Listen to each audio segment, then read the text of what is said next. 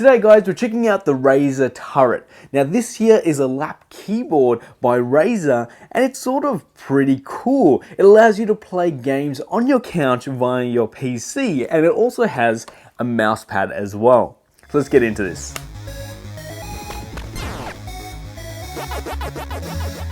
Hey guys, how's it going? It's Ritchie Plunkett here from the Puppet and Geek, and I've been using the Razer Turret now for about 2 weeks. Now if you watch my unboxing video of the Razer Turret, you would already know sort of my first impressions of the lap keyboard itself. And I call it a lap keyboard because you sort of use it on your lap. Now one of the things that I really wish Razer did, just to sort of first point out with, is this sort of mouse pad here if it was a trackpad. Now I reckon if it was a trackpad, even though it's not particular for gaming use, it would be really quite a useful thing for taking your sort of, computer to your living room and just a little bit more ease of use as opposed to having your mouse. Now the mouse is great when playing games and so forth, which we'll take a closer look soon. However, I think a trackpad additionally would have been something really impressive as well, which not a lot of other companies are doing right now. With that being said, you do have the Logitech K400, which is a media keyboard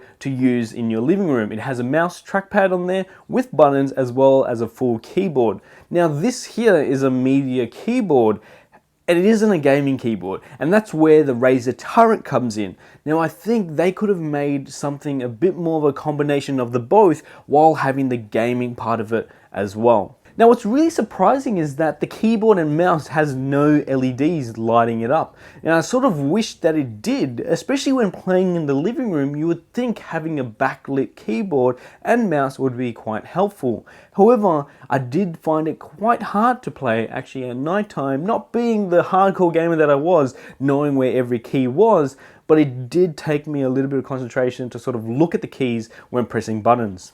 In my unboxing, you would have noticed that the mouse pad folds out like so and folds in when going to charge in your docking station. Now what's really cool about this is that it does fold away and you don't actually have this entire big sort of, plate itself, but it clicks in, it's quite solid and it's not going to go anywhere. However, I do think it would be a bit crazy if it was slightly a bit bigger, because this is entirely enough surface to move around your desktop or playing games to be able to click around. The sensitivity on the mouse is actually quite high and it works quite well. However, when you do fold it, you do have this little bit of gap here, which just annoys me just slightly. Now, when having it in the lap, when I'm just using the keyboard by itself, it's just one of those things that it's just, look at it.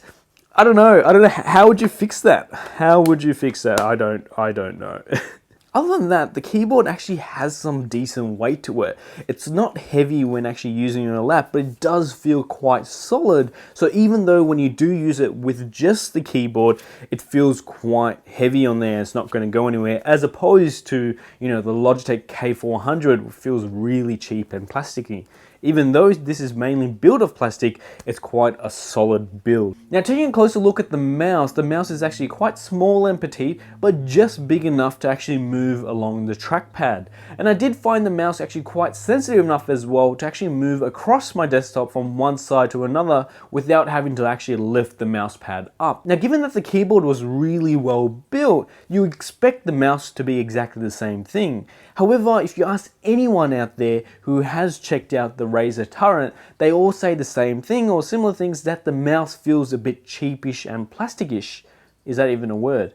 Now, it's something that I think is not going to be a huge deal. However, it's going to be a problem because not all mice work with this trackpad. Because the trackpad has this surface to it, it only sort of works with this particular mouse. As I mentioned in my unboxing video, under the mouse you do have these sort of rubber surfaces which allows the mouse to glide along the surface. When using other Razer mice or any particular mice, sometimes you do find it skipping because it doesn't have that solid traction along the actual surface. In all seriousness though, you're not going to be using this to play hardcore games or competitively. It's for something to sit back on your couch, relax, and just play some games. Now, a couple of games I've been using with this keyboard is World War Tanks and Firewatch. Now, those are totally two different games, however, work very similarly in a way of movement around the map. Now, when walking around, I found myself it did take me quite a while to sort of adjust and find the right way when keeping the keyboard on my lap. Especially with your wrist slightly elevated, it can get a bit sore for the first time when using it. Now, it's something that also Razer warns that not to play, all your games like this for extended period of time. Just because your arms are slightly elevated, it's not really the best place to be when using, a keyboard. So you just want to make sure if you are playing long gaming sessions, just be careful and take lots of breaks. Other than that, the Razer Turret has been really fun to use when I want to play in my living room, on my couch, and I think we're seeing a big movement with a lot of gamers going to the living room, just having a more relaxed sort of, environment and playing games. Now, if you are the hardcore gamer, you probably won't be investing your money in something like this, but if you're a moderate gamer and like to sit back and relax and just play a couple of point-and-click games or even some intense games as well, just in the relaxation of your couch, the Razer Turret is actually a good investment. However, as well, you could consider getting sort of a gamepad controller as well, which will work very similarly if your game supports that. So one thing I did forget to mention is that the Razer Turret uses a receiver to transmit the signal wirelessly. Now, it does have Bluetooth as well, which is really handy if your PC supports that.